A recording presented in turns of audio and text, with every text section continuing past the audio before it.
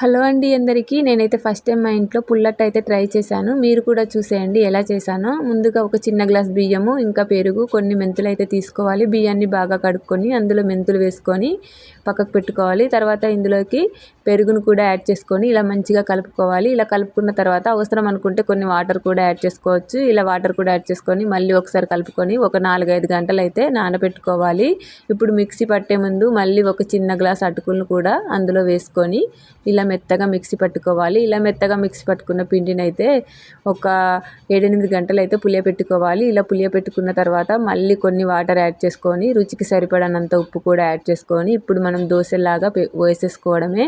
ఇదైతే మినపట్టు కాదు కాబట్టి ఓన్లీ రైస్ ఫ్లోరే కాబట్టి ఇలా గరిటెతో మధ్యలో అయితే అనకూడదు. అలా అంటే పిండి అనేది గరిటెకైతే అతుక్కుపోతుంది కాబట్టి ఇలా డైరెక్ట్గా వేసేసుకోవడమే. బ్యాటర్ అనేది కొంచెం పల్చగా కలుపుకోవాలి. ఫస్ట్ అయితే నేను కొంచెం తిక్కుగా కలుపుకున్నాను, అందుకే సరిగ్గా రాలేదు. నెక్స్ట్ వేసిన దాంట్లో మళ్ళీ కొంచెం వాటర్ యాడ్ చేసుకొని మళ్ళీ అయితే దోశ పోసాను. అదైతే బాగానే వచ్చింది. దోశ టేస్ట్ కూడా చాలా చాలా బాగుంది. ఇందులోకి అయితే నేనైతే బీరకాయ పప్పు కర్రీ చేశాను, ఎందుకంటే పల్లి చట్నీ అయితే కొంచెం బాగోదని ఇందులోకి నేను బీరకాయ పప్పు చేశాను, ఎందుకంటే ఇది రైస్ ఫ్లోర్ దోశ అని. అంతే అండి. వీడియో నచ్చితే ప్లీజ్ అండి లైక్ చేసి సబ్స్క్రైబ్ చేసుకోవచ్చు కదా.